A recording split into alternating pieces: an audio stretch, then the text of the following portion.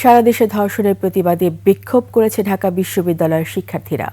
মধ্যরাতে রাজু ভাস্কর্যের সামনে সকল নারী শিক্ষার্থীর পক্ষ থেকে ঘোষণা দেওয়া হয় ধর্ষণ বিরোধী মঞ্চের।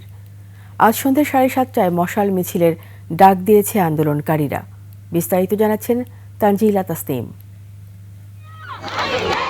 মধ্যরাতে উত্তাল ঢাকা বিশ্ববিদ্যালয়।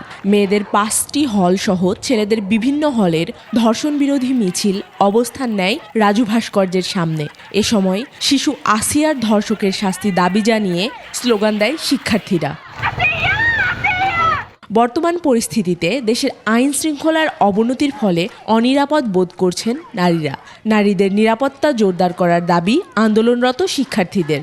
2 দিন ধরে একটা মেয়ে মৃত্যুর সাথে বাঁধা হচ্ছে হসপিটালে, অথচ আমাদের গভর্নমেন্ট এখনো কিচ্ছু করতে পারে নাই। আমাদের রাস্তাঘাটে চলা থেকে শুরু করে গ্রামে গঞ্জে ইভেন ঘরেও মেয়েরা এখন নিরাপদ না।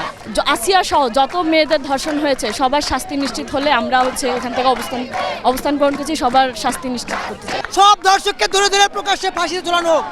ঢাকা বিশ্ববিদ্যালয়ের সকল নারী শিক্ষার্থীর পক্ষ থেকে ধর্ষণ বিরোধী মঞ্চের ঘোষণা করা হয়। ধর্ষণ, নিপীড়ন এবং বিচারহীনতার সংস্কৃতির বিরুদ্ধে 2 দফা দাবি জানান তারা। ধর্ষণ বিরোধী মঞ্চ ঘোষণা করা হয়েছে ঢাকা বিশ্ববিদ্যালয় শিক্ষার্থীদের পক্ষ থেকে, এবং আগামীকাল সন্ধ্যা 7:30টায় আমরা মশাল মিছিলের আয়োজন করছি এবং একই সাথে গণপদযাত্রার আয়োজন করছি, এবং এর পরবর্তীতে আমরা টিসি রাজু ভাস্কর্যে অবস্থান কর্মসূচি পালন করব। ঢাকা বিশ্ববিদ্যালয় সহ দেশের বিভিন্ন প্রান্তে ধর্ষণ বিরোধী কর্মসূচির জন্য প্রস্তুতি নিচ্ছে আন্দোলনকারীরা। দেশের বিভিন্ন পর্যায়ে নারীদের যৌন হয়রানি এবং ধর্ষণের প্রতিবাদে উত্তাল ঢাকা বিশ্ববিদ্যালয়।